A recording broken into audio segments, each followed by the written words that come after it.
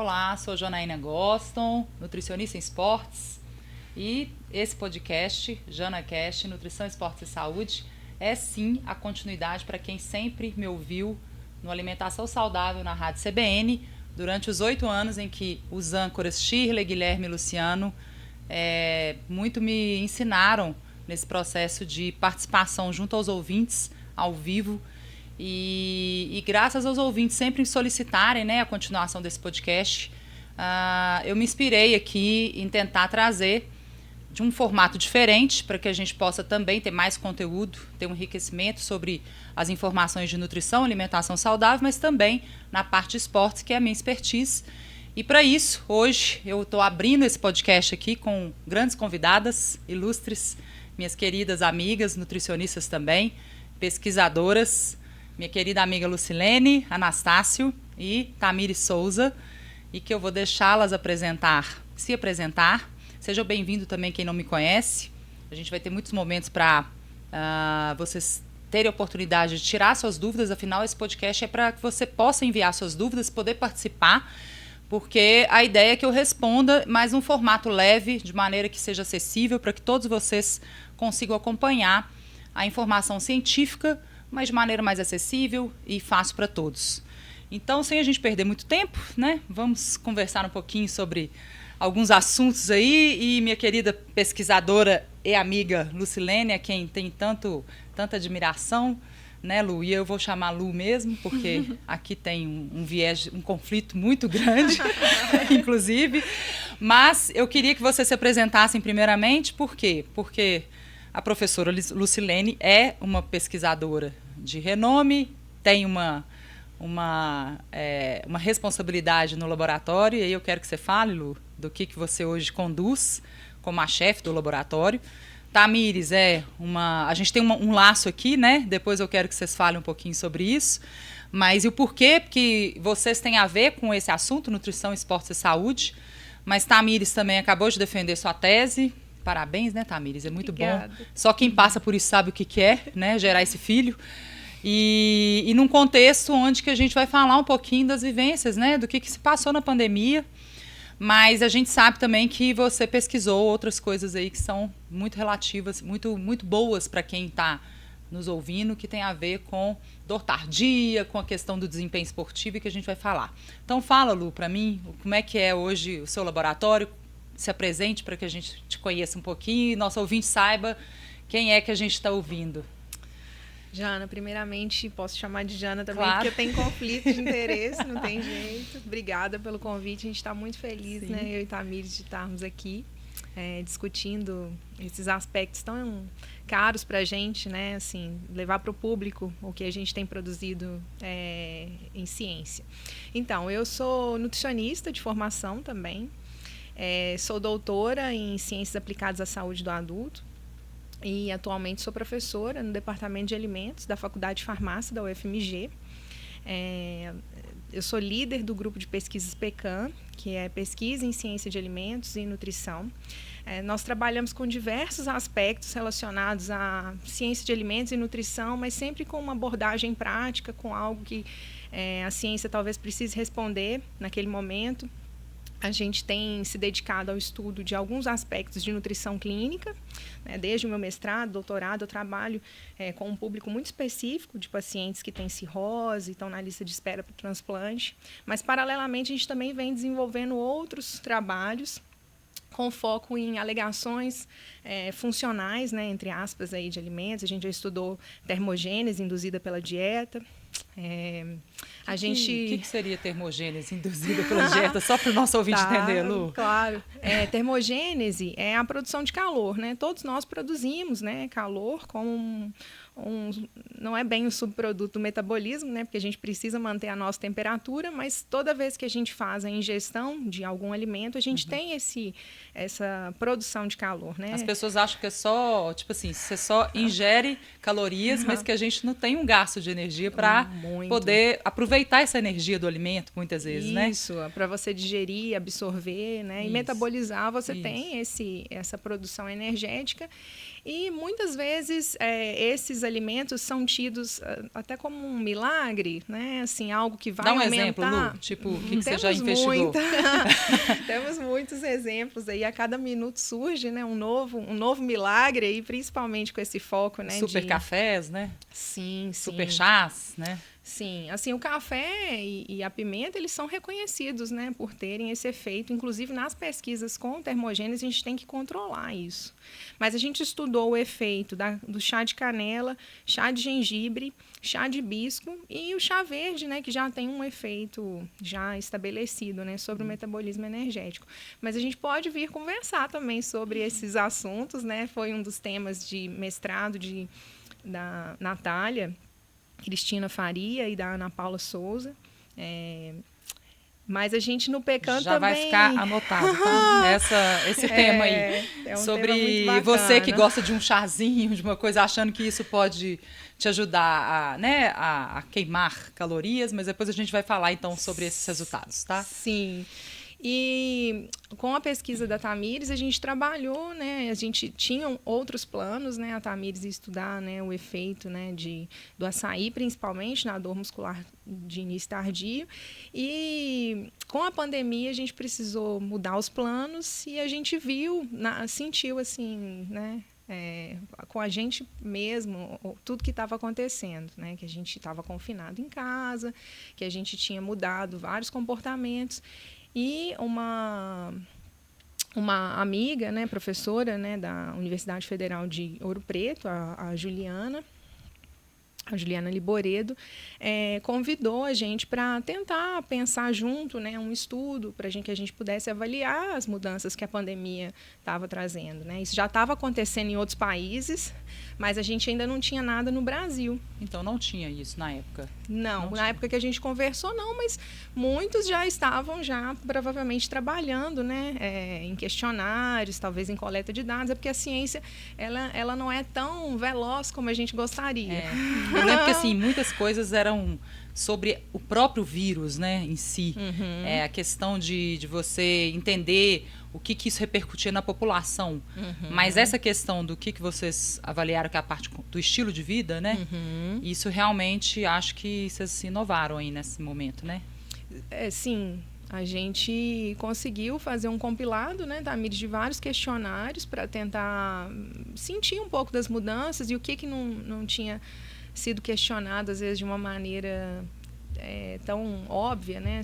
Qual é a percepção das pessoas, né, em relação ao que havia mudado, né? Eu acho que esse dado ele tem que ser valorizado, apesar de que na ciência muitas vezes ele é um dado que mas é autorrelato, né, auto-percepção, mas isso também é importante, né? Porque as pessoas precisam fazer essa reflexão, né? E para quem pensa que às vezes isso é óbvio, falar, todo mundo, né, os meus clientes no consultório todos falam assim, eu tenho um porém, na pandemia aconteceu isso.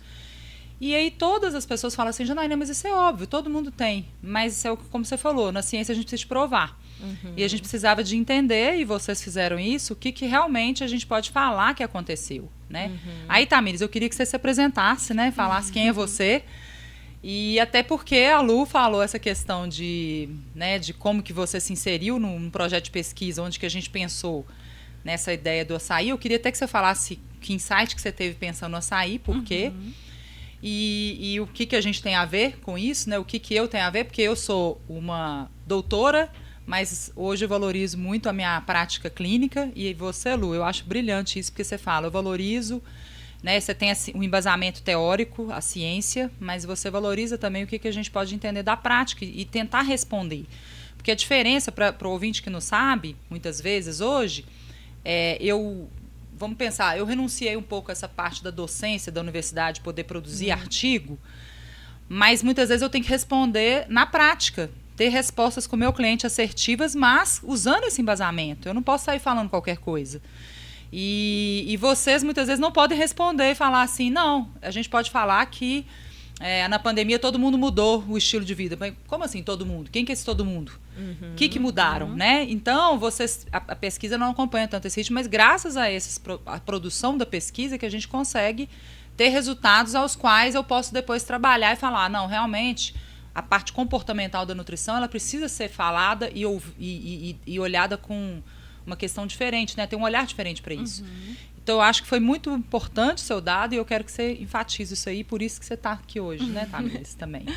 Bom, então, eu também quero primeiramente agradecer. Eu estou muito feliz com esse convite. Eu estou aqui nervosa de estar nessa mesa com vocês duas, que são, né, eu sou uma grande admiradora do trabalho de vocês duas.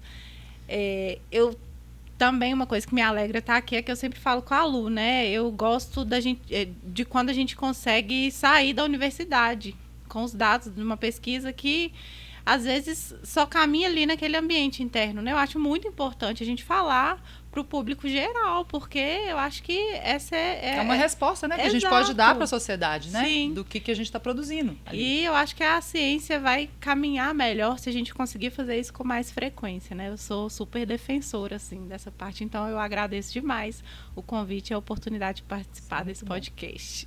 Eu também sou nutricionista de formação. Formei numa universidade privada lá em Sete Lagoas. Foi lá que eu conheci a Lu. Não fui para a área acadêmica logo de início. Também atuei muito na prática clínica. Atendi em consultório, eu trabalhava mais com questões de doenças inflamatórias intestinais. E aí eu sou uma amante assim, da nutrição, então eu caminhei em várias outras áreas também, atendimento ao público, até que eu decidi que eu ia seguir para a área acadêmica e entrei no mestrado na UFOP. Lá eu trabalhei com açaí. Então foi seu primeiro contato foi meu com primeiro açaí. contato com açaí e com a pesquisa, né, de uma forma geral. Eu investiguei o efeito do consumo da polpa de açaí em mediadores inflamatórios de mulheres saudáveis.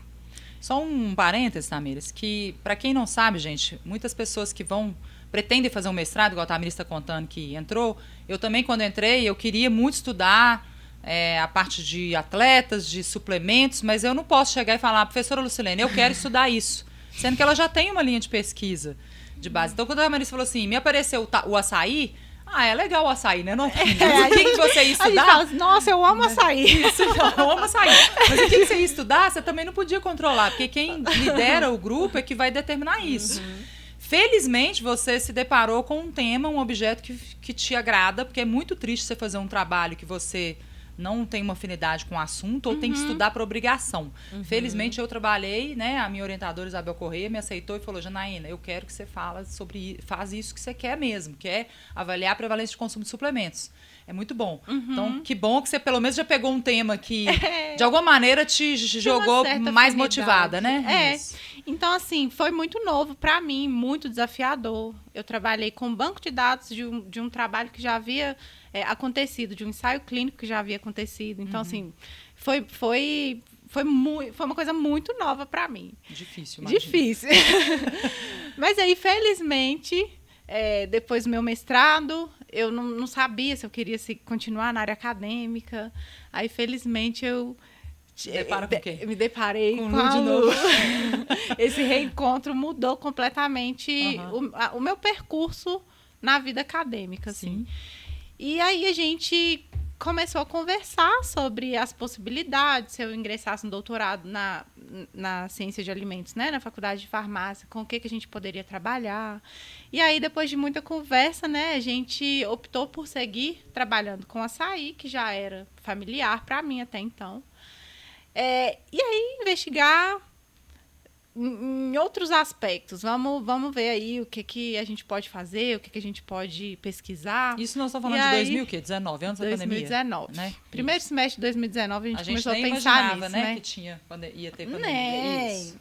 E assim, corajosas, né? Porque aí a Lu falou, vamos conversar com a Jana, vamos pensar em alguma coisa, até que a gente chegou nessa ideia de investigar o efeito do consumo da polpa de açaí em mediadores relacionados à dor muscular de início tardio induzido pelo exercício. E aí ficamos super animadas. Consegui passar no processo seletivo de doutorado sem R$1 no bolso para investir nessa pesquisa, né? E aí que foi a questão. Com isso, com o projeto aprovado pelo Comitê de Ética, com o ingresso no doutorado, a gente começou a viabilizar essa pesquisa, né? Seria um ensaio clínico. O que te suscitou quando você pensou no açaí? Porque aí você já tinha condições de escolher, a Lu topou, falou, vamos continuar falando, né, estudando sobre o açaí, mas por que você não continuou, por exemplo, com o que você fez lá no mestrado? Você viu os mediadores inflamatórios? Mas por que você chegou a pesquisar a questão da dor tardia? Eu quero até que você explique um pouco para o nosso ouvinte, porque ele sente isso, mas às vezes ele não sabe que cientificamente isso existe, né? E os profissionais de educação física sabem muito bem o que é isso, mas nós estamos aqui no contexto de nutricionistas. Mas, assim, você tinha pesquisado previamente um pouco sobre isso? Bom, a dor tardia, né? Eu nunca tinha trabalhado diretamente com isso, mas também em consultório, quando atendia um público mais amplo, era uma queixa muito frequente, assim. Isso. Eu nunca trabalhei tão diretamente com atletas. Trabalhava com pessoas que estavam iniciando exercício físico, e era uma queixa grande, às vezes até de abstenção mesmo na atividade, sabe? Fui um dia, doí, voltei 15 dias depois, me enchi de anti-inflamatório. Então, assim, aquele contexto muito da prática mesmo. Mas como no mestrado a gente investigou em mediadores inflamatórios, entendeu que o açaí tinha, sim, um efeito, né, sobre o metabolismo e sobre a ação desses mediadores inflamatórios no organismo, surgiu essa ideia da dor muscular de início tardio, porque ela não tem um mecanismo completamente definido ainda, né, para essa ocorrência, mas sabe-se que existe um mecanismo inflamatório relacionado com a dor muscular de início tardio. Então, juntando, né, pensando, se existe uma exacerbação do processo inflamatório que pode culminar nessa dor muscular, por que não pensar em alguns fatores que possam minimizar esse mecanismo inflamatório exacerbado, sem ser remédio, né? E aí a gente uniu, né, a minha experiência com o açaí e essa vontade de entender um pouco mais sobre a dor muscular e entender como que a gente poderia contribuir na prática clínica mesmo, né, para esses outros fatores que poderiam interferir em inúmeros aspectos de saúde, né? E começamos a conduzir esse trabalho, né? Inclusive, foi aí que eu entro na história, né? Na verdade, porque a gente queria ter os praticantes de corrida, né? De corrida de longa distância, pelo menos uma volta da Lagoa, né? Como a nossa querida pesquisadora, que inclusive é uma corredora, né? E isso é muito bom, porque aqui nós temos pessoas que fazem valer o que acreditam, né? Isso é muito bom e eu valorizo muito isso. Mas a partir do momento que você decidiu fazer esse estudo, e a gente não tinha ideia de que a pandemia viria, né? É importante que você que faz exercício físico e sente essa dor tardia, muitas vezes essa dor tardia, né, Tamiz, ela pode vir até 72 horas depois, certo? Me corrija. Em alguns casos até 96 horas. Pois é, até 96 horas. Então, né, não se sinta um peixe fora d'água se você sente isso. Ela é individual. Muitas pessoas sempre falavam, o ácido lático, a gente já sabe que isso não tem uma justificativa plausível de falar que é o ácido lático, a gente sabe que é a acidez e o processo inflamatório que gera toda essa dor, e ela é individual e decorrente também da sobrecarga, um dos princípios do treinamento esportivo, que a gente sabe que são vários, né, dos princípios. Mas a gente tem alguns pesquisadores hoje que trabalham com essa questão dos antioxidantes, os pigmentos, né, e eu acho fantástico isso, porque a gente sabe desses fitoquímicos que podem ter influência, e não é à toa que você pesquisou isso, mas quando você faz um geralzão, então, desse trabalho, porque eu quero encerrar essa primeira parte do podcast com esse trabalho seu, para depois você falar do seu doutorado, para a gente voltar na pandemia e o que aconteceu, mas me fala como é que é a sua visão hoje, dada a sua relevante pesquisa, você inclusive publicou um paper sobre essa, de revisão, né, sobre a influência dos componentes do açaí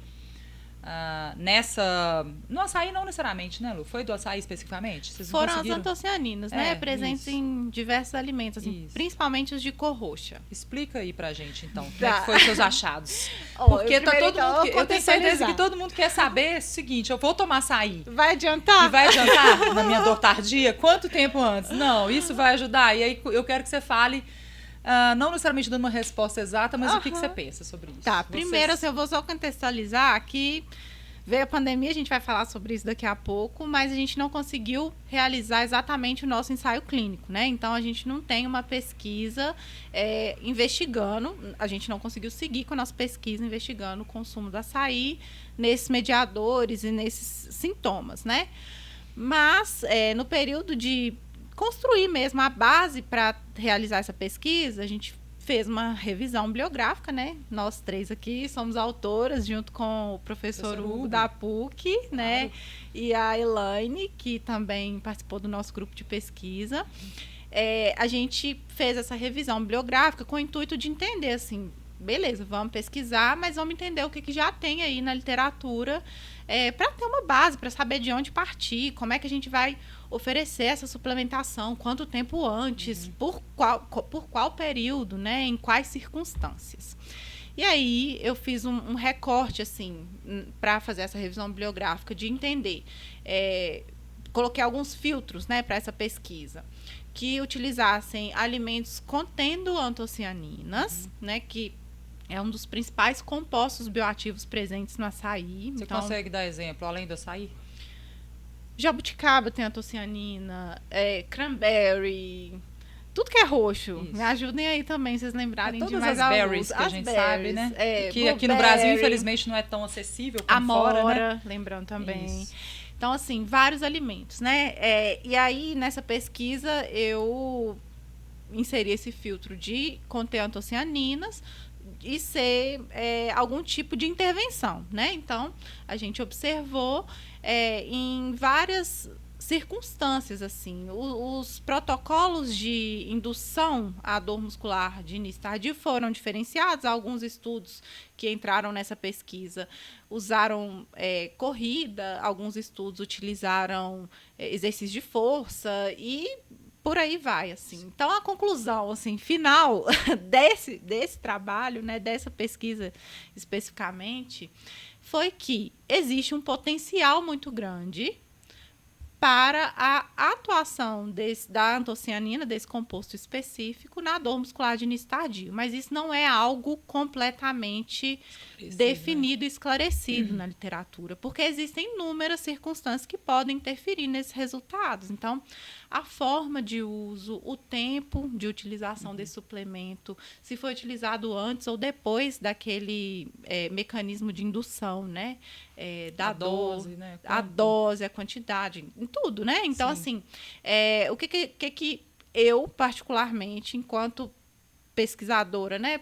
Por mais que tenha sido por um breve período, assim, dessa área, tem de entendimento. Eu também concordo que existe esse potencial pela composição. Uma coisa importante, assim, eu acho que está mais relacionado com o alimento em si do que com suplementos isolados, porque eu acredito que existe uma sinergia quando a gente consome um alimento. Quando você isola o componente, por exemplo, a antocianina separada do alimento. Vou pegar o açaí e extrair a antocianina. Cápsula. Você está isolando, você está fazendo com que aquele suplemento, né, aquele componente, esteja mais propício a sofrer alterações durante o processo de digestão. Compostos antioxidantes são muito sensíveis, né, ao processo digestivo. Então, quando está associado ao alimento em si, eu acho que tem uma potencialidade maior de ser aproveitado para o fim que a gente está buscando, né? Então, eu acho que esse efeito pode estar mais relacionado com a sinergia do alimento, assim mesmo. O alimento completo, né? Não suplementos isolados. Então, acho que esse é um ponto importante a pensar, né, para o dia a dia. E até entra mais nessa parte da variedade mesmo, né, da alimentação também. Permite a gente de consumir alimentos diferentes.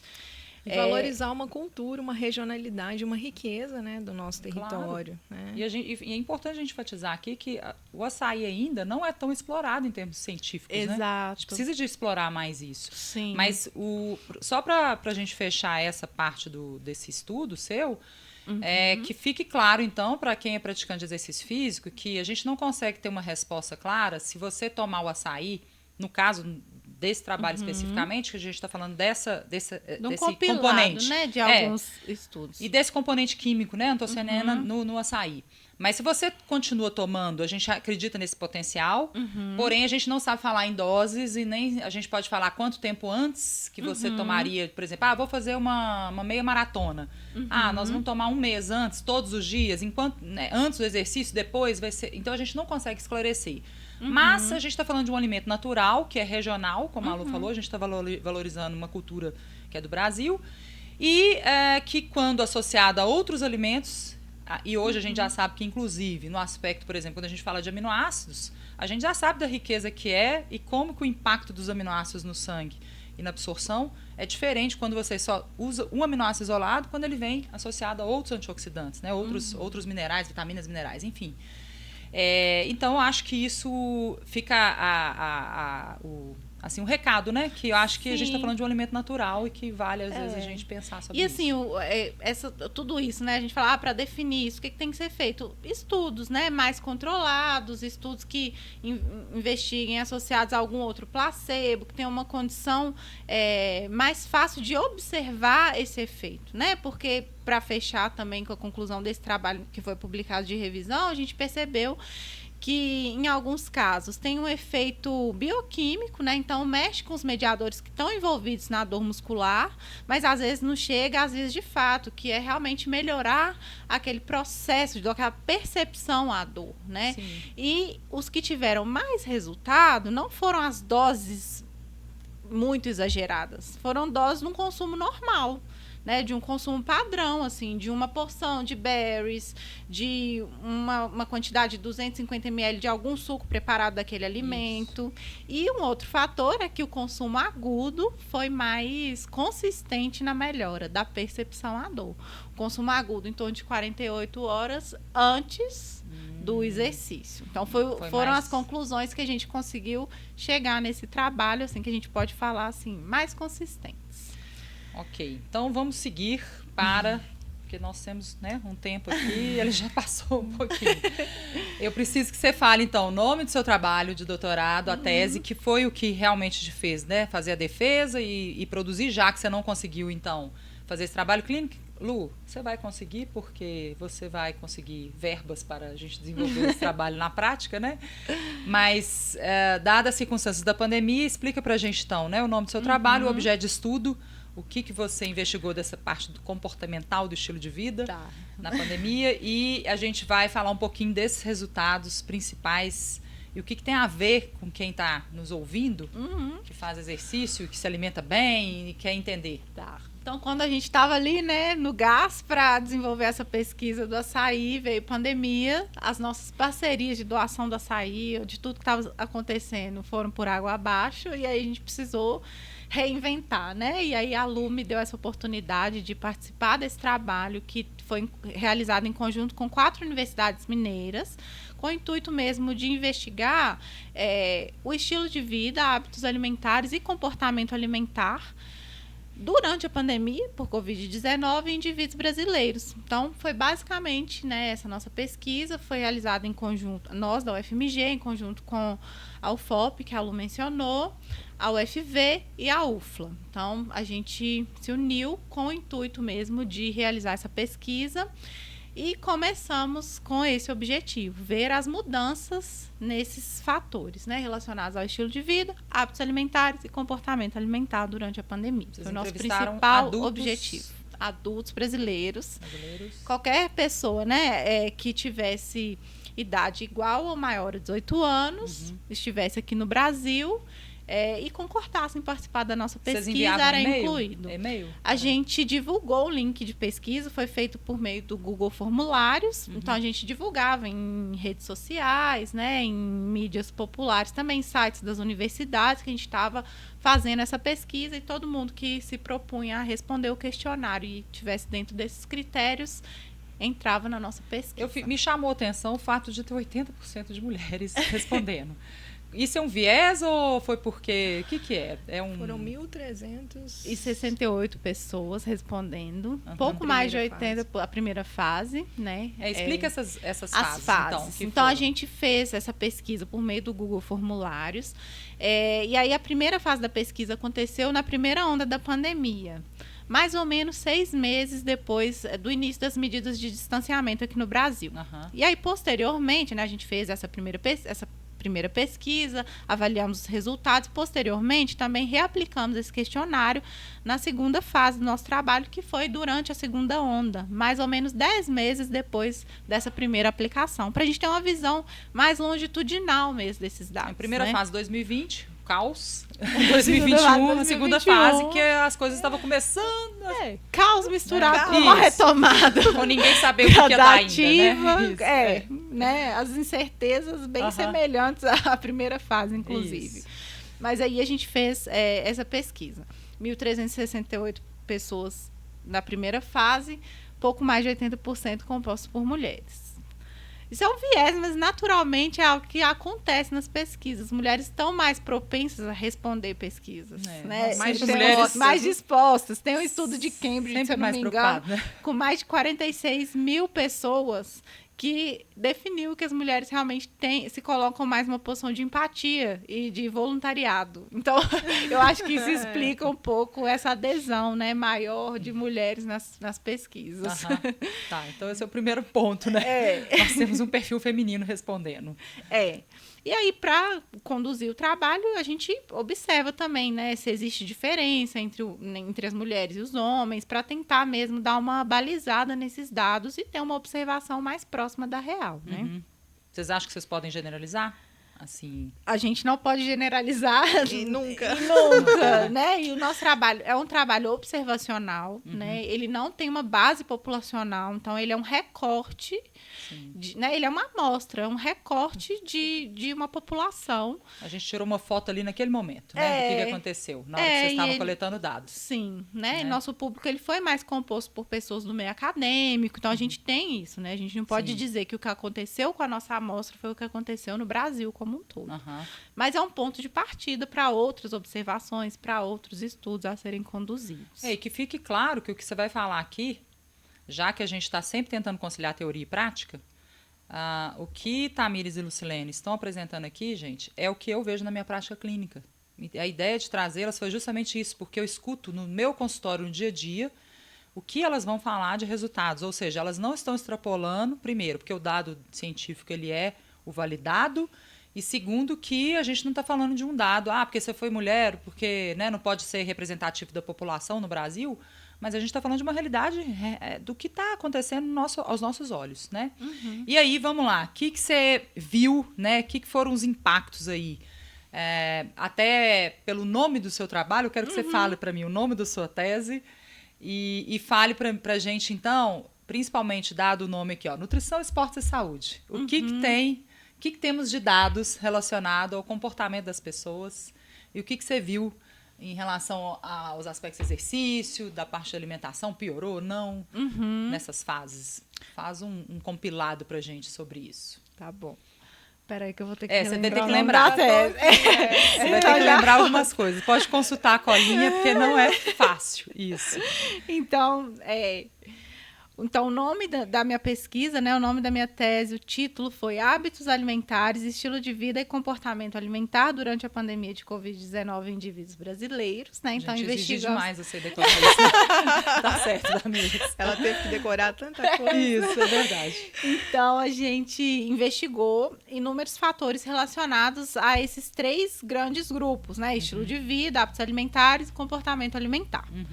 Eu vou falar de uma maneira geral, já dessa visão longitudinal, que eu acho que vai ser mais produtiva aqui pra gente, né? Então, em relação ao estilo de vida, pensando aí na prática de exercício físico, tabagismo, consumo de bebida alcoólica, vou falar basicamente sobre esses 3, uso de telas e dispositivos. Muito importante. Muito importante. E sono também. E sono, Então, assim, inicialmente, houve uma piora, vou nomear assim, mas vou ser um pouquinho mais clara e específica, né, logo em seguida, uma piora em relação a esses fatores do estilo de vida, né? Porque, assim, as pessoas bebiam mais, maior frequência de bebida alcoólica, mesmo então as pessoas enclausurados, bebiam mais, porém a dose, né, a quantidade ingerida, ela foi menor quando comparada ao período prévio à pandemia. Então, a gente especulou que uma maior frequência, né, de consumo de bebida alcoólica, na tentativa mesmo de suportar o tédio, uma fuga, né, aos sentimentos negativos que estavam surgindo ali naquele momento,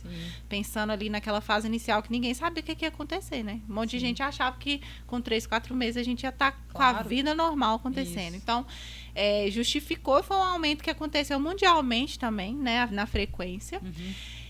E a dose, a gente pensou nessa redução como uma resposta ao fechamento de bares, restaurantes, né? Uma diminuição desse convívio social. Então, as pessoas não bebiam uma quantidade horas, grande. Né? É. Elas não podiam beber em horas, elas não estavam no convívio social, né? Então, bebiam né? mais no decorrer da semana, Isso. mas eram coisas mais pontuais, assim, né? Então, as pessoas relatavam pela dose mesmo, uma taça de vinho, uma latinha de cerveja, a gente padronizou, não vou lembrar exatamente, mas essa quantidade ingerida por ocasião de consumo foi menor, ainda não, que a frequência fosse maior. Claramente, meus pacientes falam assim, eu passei a beber todos os dias um vinho, mas ela não bebia uma garrafa. Uma garrafa.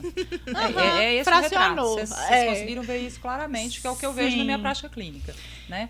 E aí, partindo para a questão da prática de exercício, uma redução brusca, né?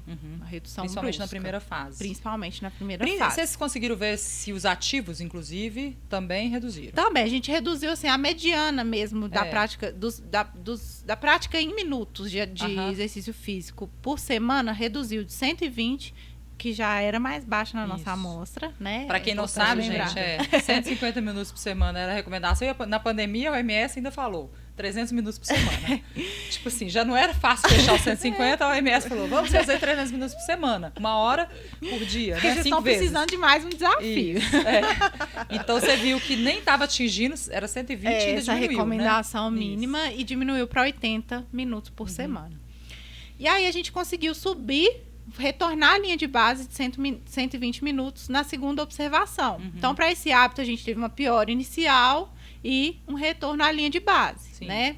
Foi possível perceber que no decorrer da pandemia as pessoas começaram a se reajustar em relação ao exercício físico.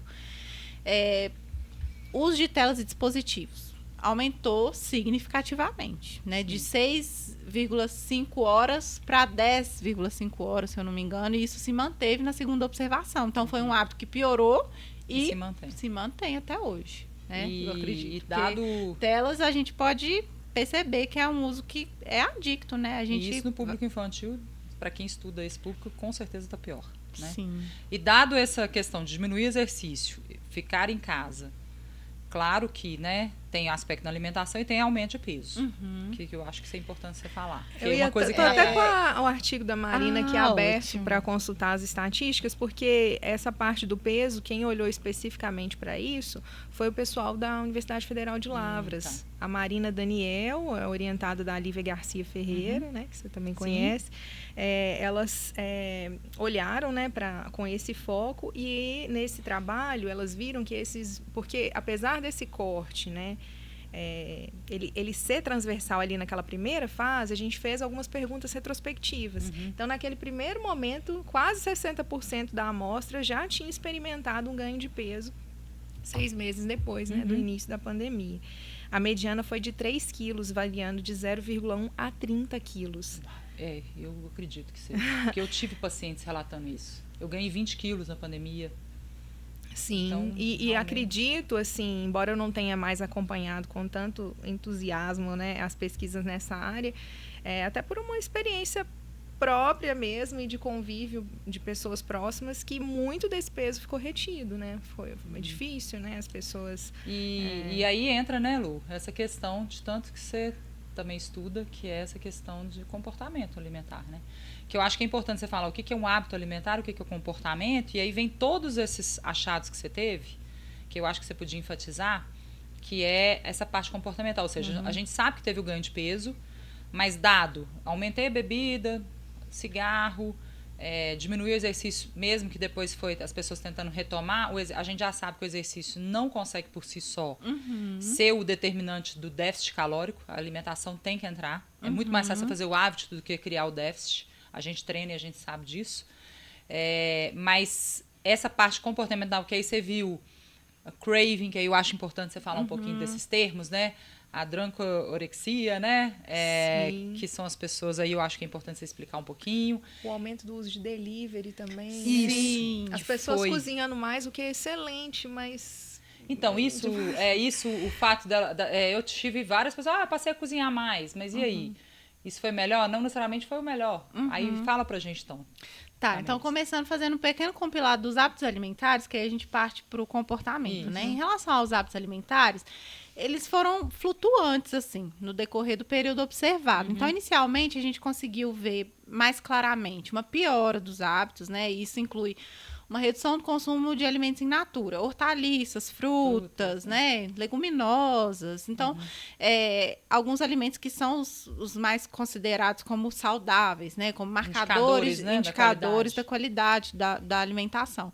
E um aumento no consumo de fast foods, de doces, né, de alimentos, de refeições instantâneas, refrigerantes, bebidas adoçadas. Então, essa foi a visão mais inicial mesmo e mais abrupta, né, daquelas mudanças observadas na primeira onda. Na segunda onda, a gente já conseguiu perceber uma alteração, assim, um aumento no consumo de leguminosas, de leites e derivados. Então, a gente conseguiu perceber uma mudança nesses hábitos, mas nada que fosse exatamente, nem foi um dos nossos objetivos, né, identificar essa questão de padrão, de qualidade da dieta.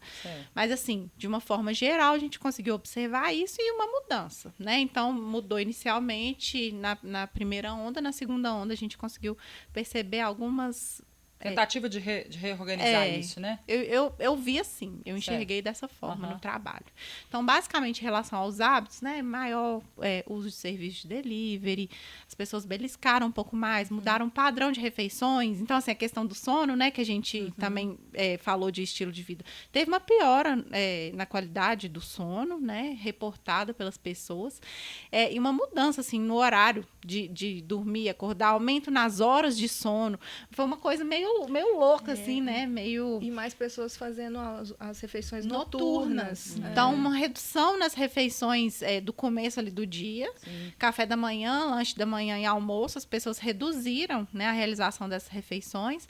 Mantiveram as refeições, assim, do período da tarde, lanche da tarde na verdade, mantiveram almoço e lanche da tarde, né, Lu? Sim. Reduziram o café da manhã e o lanche da manhã. Mantiveram almoço e lanche da tarde e aumentaram a realização de jantar e comer noturno, a ceia e outras refeições que não fossem dentro desse padrão aí de alimentação mais conhecido, né, no perfil brasileiro. Então, teve essa alteração, essa troca. E aí, quando a gente fala do comportamento alimentar, né, que eu acho que também é um ponto muito forte na nossa pesquisa, foi que, assim, a gente percebeu, e lembrando, né, a gente não investigou causa e efeito de nada, é um estudo observacional que a gente entende o que está acontecendo, tenta entender o que está acontecendo e quais os fatores relacionados àquelas modificações. Né? E a gente conseguiu perceber que os comportamentos alimentares mais alterados, né, estiveram relacionados com maiores níveis de estresse percebido, né, dessas modificações mais abruptas na alimentação, nesse consumo aí de refeições mais instantâneas, beliscar mais, né, a própria questão do peso, a gente consegue perceber uma relação entre maiores scores de comportamento alimentar, maiores pesos relatados e vice-versa, né? Não tem um ponto de partida, não sabe o que está interferindo em que. Exatamente. E aí a gente observou também uma presença desses comportamentos que você mencionou. Comfort food, que é quando a pessoa consome algum alimento com o intuito de obter algum prazer, conforto emocional.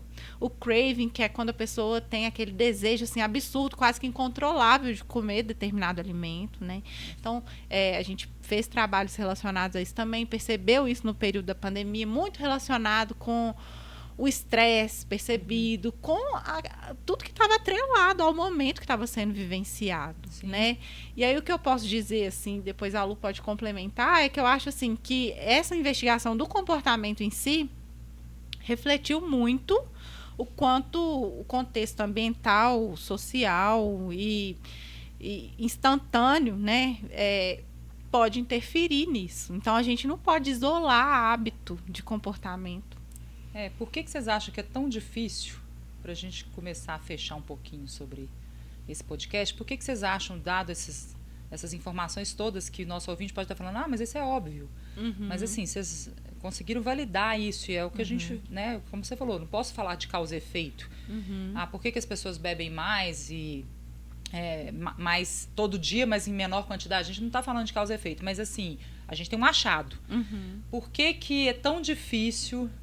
Janaína, eu faço a dieta, eu treino, e não consigo emagrecer, não consigo ter o resultado, né? O que vocês acham dessa complexidade que é? Porque, assim, eu vejo muito a parte comportamental influenciando e às vezes a pessoa está preocupada em achar um chá emagrecedor e ela esquece que tem tantas questões do comportamento, como você falou mesmo, o comer noturno, a questão do beliscar, essa impulsividade que muitas vezes ela não sabe nem explicar, muitas vezes nem o psicólogo consegue, porque a pessoa precisaria de ter momentos de conversa várias para um psicólogo poder ajudá-la nisso, e muitas vezes ele tem que ser um olhar direcionado para essa parte alimentar, porque a gente não vai resolver falando assim com uma consulta, né? Eu vou falar assim, olha, Tamires, você vai parar de comer compulsivamente. E algumas pessoas até confundem. Eu sou compulsiva. Às vezes ela tem um exagero seletivo, mas ela não tem uma compulsão que deveria ser diagnosticada por um psiquiatra. Enfim. Mas o que vocês acham? Eu queria que vocês falassem não só isso, de o que as pessoas... Né, por que é tão difícil isso? Pela rede de complexidade que envolve toda essa parte. Aí, Lu, acho que isso é importante você podia falar um pouquinho sobre isso. E também, né, se fossem só ativos respondendo essa pesquisa, se vocês acham, pessoas ativas, todos mantiveram exercício, vocês acham que seria diferente esse cenário?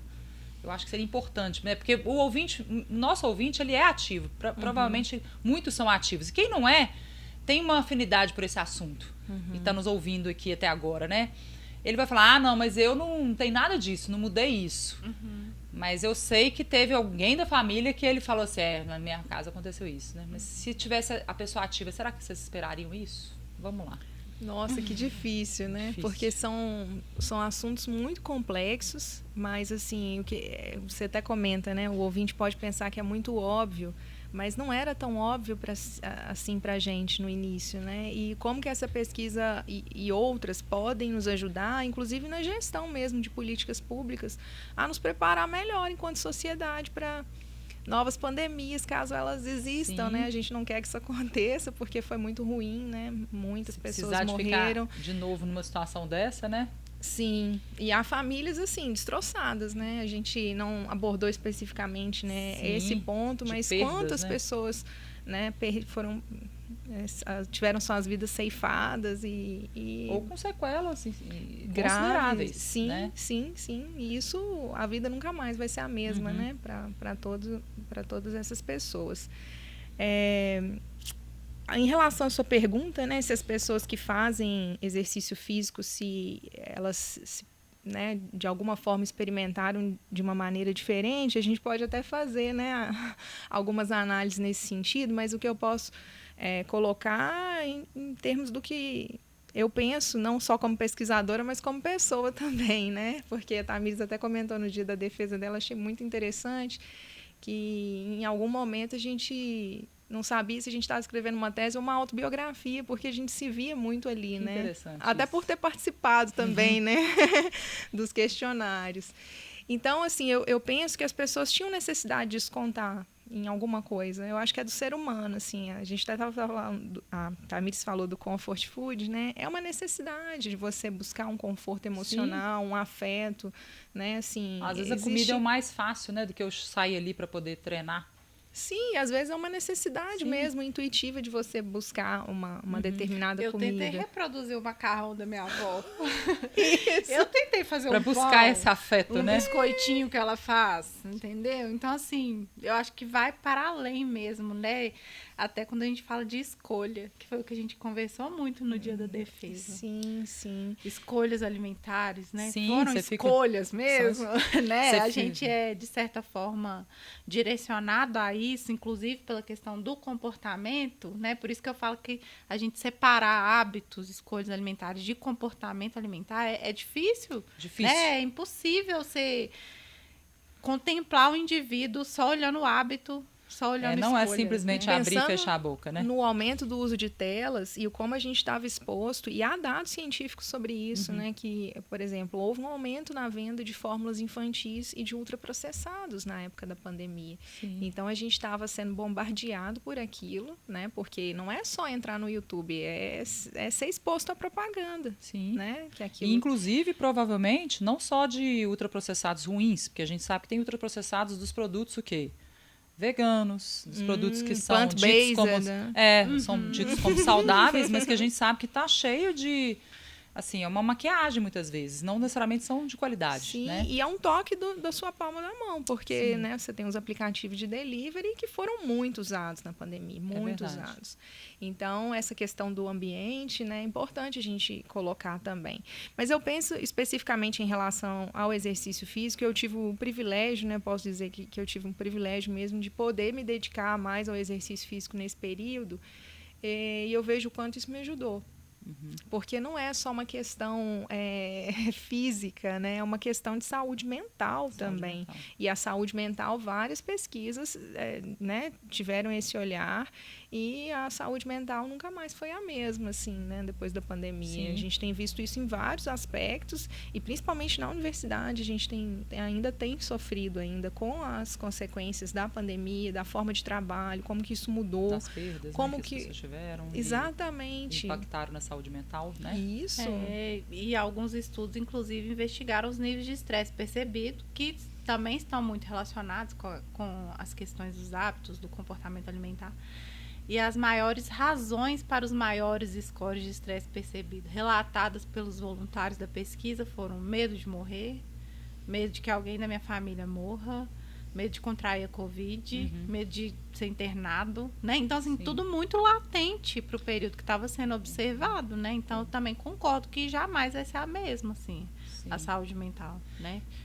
E essas, assim, vocês falando, assim, né, desses comportamentos, eu vejo as pessoas, quando elas passaram a comer mais, fica parecendo quando o cliente fala assim, eu mesmo voltei de férias agora e falei, gente, eu vejo as pessoas... nossa, comi mais e tudo. Parece que elas estavam esperando mesmo que a pandemia ia acabar rapidinho. Então, vamos comer, vamos aproveitar e tudo. Ninguém conseguia mensurar o tamanho disso, a dimensão dessas perdas familiares, desses impactos todos. E foi muito extensivo.